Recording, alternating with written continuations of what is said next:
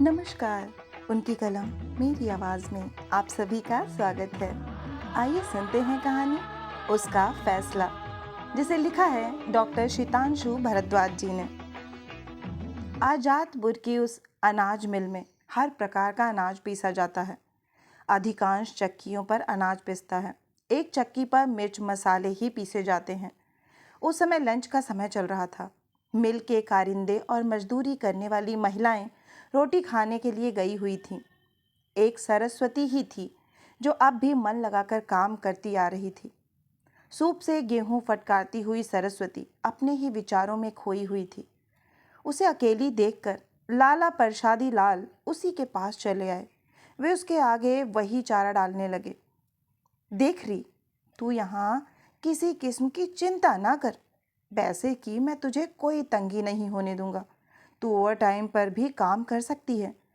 सरस्वती चुपचाप अनाज फटकारती रही। लाला को वह अंदर तक बांध चुकी थी। उस जैसे ना जाने कितने ही मर्दों से उसका रोज ही तो पाला पड़ता रहा है। इससे पहले वह एक कपड़ा मिल में काम किया करती थी। उससे पहले भी वह ईंट भट्टे में ईंटें पकाने का काम किया करती थी। जहाँ जहाँ भी वह रही, उसने मर्दों को लार टपकाते हुए ही देखा।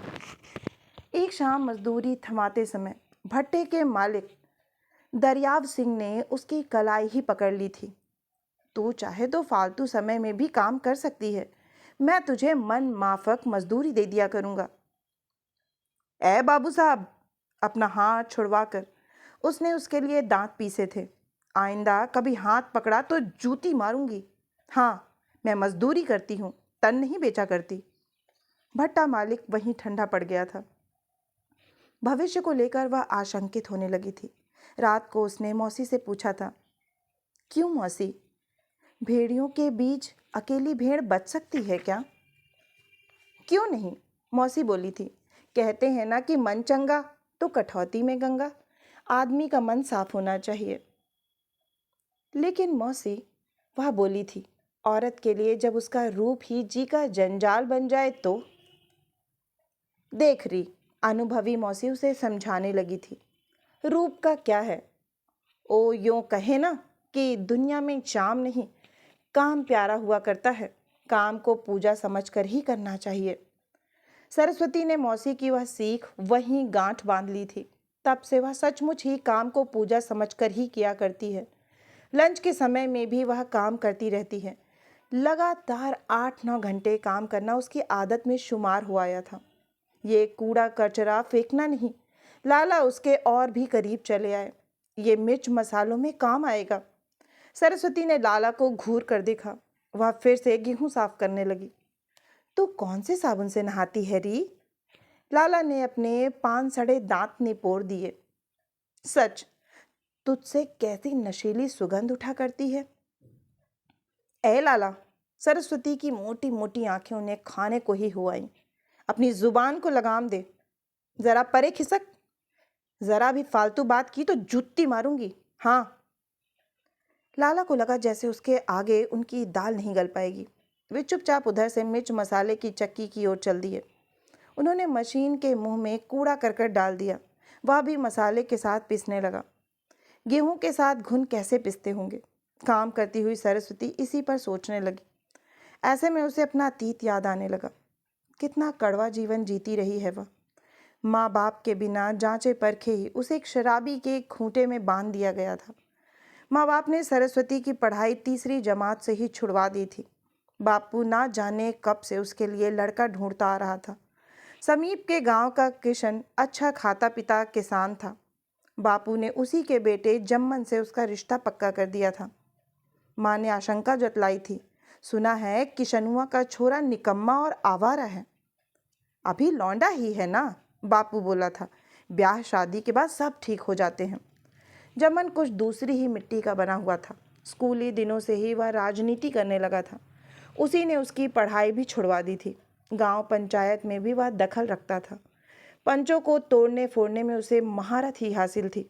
गुंडई से भी वह बाज नहीं आता था। लोग खुलेआम उसे बेपैंदे का लोटा कहा करते थे। अब ये तिकड़मबाजी छोड़ दो, एक दिन दुल्हन सरस्वती ने उस पर बंकिम दृष्टि डालकर कहा था। अच्छे आदमी बनकर रहा करो। अब तो तुम्हारा ब्याह भी हो गया है। तू मेरे बीच में टांग ना अड़ाया कर। जम्मन ने वहीं उसका मुंह बंद कर दिया था। नहीं तो मुझसे बुरा और कोई नहीं होगा। सरस्वती चुप हो आई थी। जम्मन अपने कारनामों से बाज नहीं आ पा रहा था। वह पूरी तरह से राजनीति को ही ओढ़ने बिछाने लगा था। गंवई राजनीति से उसने कस्बे की राजनीति में भी छलांग लगा दी थी। वह छुट भइयों का पिछलग्गू बनने लगा था। दारू भी वह कुछ ज़्यादा ही पीने लगा था। चुनावों के दिनों में तो उसकी पौ 12 ही हो जाती थी। ठेके से दारू लाकर वह पीता पिलाता। ए जी, एक दिन सरस्वती ने फिर से उसे उसके कर्तव्य की याद दिलाई थी। अब नेतागिरी करना छोड़ दो, मजे से अपनी खेती किया करो।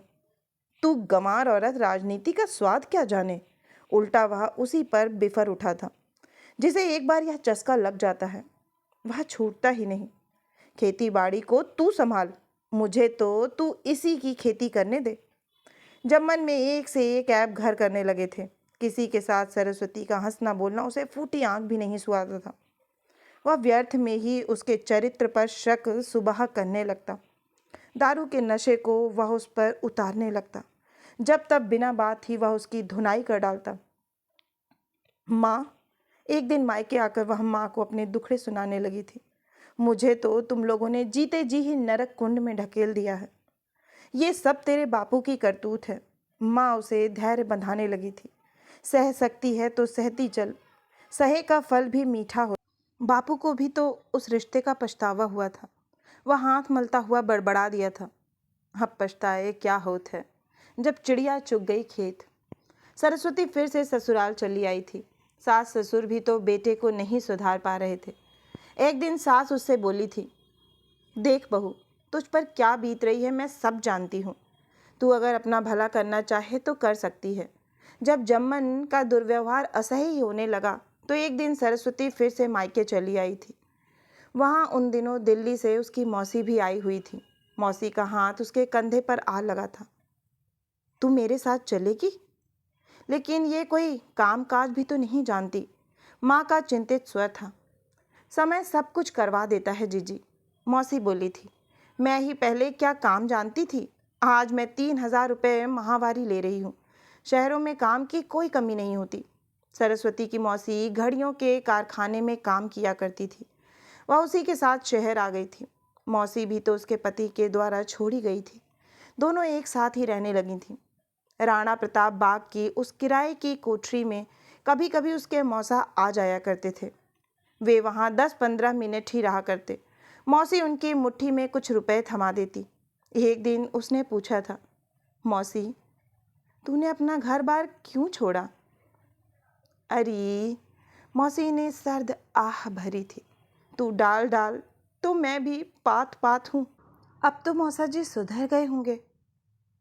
खाक, मौसी ने मुंह बना दिया था। भूखों मरा करता है। पहले यह भड़वा मुझे पेशे में डालना चाहता था। लानत है ऐसे आदमी पर जो अपनी जोरू को गैर मर्द के बिस्तर पर सुलवाए। सरस्वती बोली थी, तो उनके साथ फिर से घर बसा लेना। नारी, मौसी ने हाथ हिला दिया था। अब तो मुझे अकेली रहने की आदत ही पड़ चुकी है। सरस्वती का रूप ही उसके जी का जंजाल बनता रहा। जखीरे की कपड़ा मिल में भी वह अधिक दिन तक नहीं टिक पाई थी। एक दिन वहाँ के सुपरवाइजर ने भी तो लार टपकाई थी। अरे, मन करता है कि तुझे जेब में रख लूं। पहले अपनी माँ बहन को रख लेना। वह मुंहफट हो आई थी। तीसरे दिन सुपरवाइजर ने उसे कपड़ा मिल से निकाल दिया था। किसी प्रकार मौसी उसे फिर से वहाँ ले गई थी। सुपरवाइजर बोला था, मैंने तो इसे निकाल दिया है, फिर से रख लो ना बाबूजी। मौसी गिड़गिड़ाई थी, ये तो ज़रूरत से ज़्यादा चालाक है। तेरी 2 टके की नौकरी पर मैं थूकती हूँ। सरस्वती ने उसकी ओर सच में ही थूक दिया था। आ थू। घर आकर उसने मौसी से कहा था, मौसी, लगता है मेरे भाग में ही नौकरी नहीं। अरे, भाग को मार गोली। मौसी उसे ढांढस बंधाने लगी थी। वो ना सही कहीं और मिल जाएगी। करने वालों के लिए नौकरी की कमी नहीं है। सरस्वती को 10-15 दिन बिना नौकरी के ही रहना पड़ा था। मौसी काम पर चल देती, वह घर में अकेली ही रहा करती। एक दिन उसके पास एक बुढ़िया चली आई थी। वह उसके रूप पर तरस खाने लगी थी। ए बेटी, मैंने सुना है कि तू छोड़ी हुई है। तो वह उस बुढ़िया को घूरने लगी थी। तू दोबारा घर बसाना चाहे तो। बुढ़िया उसके आगे जाल फैलाने लगी थी। मेरा भतीजा मिल में पक्का नौकर है, तू कहे तो। नहीं ताई, उसने स्पष्ट शब्दों में बुढ़िया को दुत्कार दिया था। तू मुझे ऐसी वैसी ना समझना, आइंदे कभी ऐसी बातें ना करना। हाँ। रात को उसने मौसी को बुढ़िया की सारी बातें बतला दी थी। मौसी ने उसकी पीठ पर धौल जमा कर कहा था, तूने समझदारी से काम लिया है। वह बुढ़िया तो दल्ली है, उसका काम औरतों का व्यापार करना है। तब से तो सरस्वती और भी चौकन्नी रहने लगी थी। ना जाने कब एक दिन उसके पास जम्मन चला आया था। दारू पी पी कर उसने अपने स्वास्थ्य का सर्वनाश ही कर डाला था। वह उसकी ओर समझौते का हाथ बढ़ाने लगा था। अब तो मैं सुधर गया हूँ, मेरे साथ घर चल। नहीं, वह दहाड़ी थी। मैं थूके हुए को नहीं चाटती। मैं अपने किए के लिए तुझसे माफ़ी मांगता हूँ ना। वह गिड़गिड़ाया था। मांगता रह, वह लापरवाही से बोली थी। कहा ना कि मैं तेरे संग किसी भी हालत में नहीं रहूंगी। सोच ले, मेरा पहले से ही सोचा हुआ है। उसका वही दो टूक उत्तर था। जम्मन बैरंग ही चल दिया था। रात को उसने मौसी को सारी बातें बताई थी। इस पर मौसी ने कहा था, इन मुए मर्दों का क्या भरोसा। मौसी उसके लिए काम ढूंढती रही। एक दिन उसने पूछा था, क्यों री, पास में ही एक आटा मिल है, अनाज साफ करने का काम है, कर लेगी? हाँ मौसी, वह बोली थी, मैं सब काम कर लूँगी। लेकिन यहाँ भी तो सरस्वती का पाला भेड़िए से ही पड़ रहा था। लंच का समय समाप्त हो चला था। साथ की मजदूरी ने लौट आई थी। गोपा का हाथ सरस्वती के कंधे पर आ लगा। तू कुछ उदास लग रही है, क्या बात है? नहीं तो। सरस्वती मन के होठों पर उथली मुस्कान उभर आई। उस मिल में सरस्वती मन लगाकर काम करती रही। हर समय ही लाला की कुदृष्टि उसे भेदती रही। दूसरी मजदूरियों से अधिक रुचि वह उसमें लिया करता। उसकी नीयत भांप कर एक दिन वह फूट पड़ी, ए लाला, आदमी बनकर रहा कर, नहीं तो मैं तेरे गैर कानूनी कामों का भांडा फोड़ दूंगी। तब तू कहीं भी मुंह दिखलाने के काबिल नहीं रह जाएगा। हाँ, बताए देती हूँ। सुनकर लाला को पसीना ही छूटने लगा। मिलावट का भांडा फूटते ही उन्हें अंदर कर लिया जाएगा। उस दिन से उन्होंने सरस्वती को तंग करना छोड़ दिया। वह भी तो अपना काम ईमानदारी से करती रहती। बात आई गई सी हो आई। एक दिन मिल के जम्मन फिर से चला आया। आते ही वह सरस्वती को धमकी देने लगा, अरे सुन, तू राजी राजी मेरे साथ चल, नहीं तो तू मेरा क्या कर लेगा। सरस्वती उसके लिए नथुने फुलाने लगी। मैं कुछ भी कर सकता हूँ। वह धौंस पट्टी देने लगा, मैं गुंडों से भी उठवा सकता हूँ। अपनी गुंडई गांव में ही चलाया कर।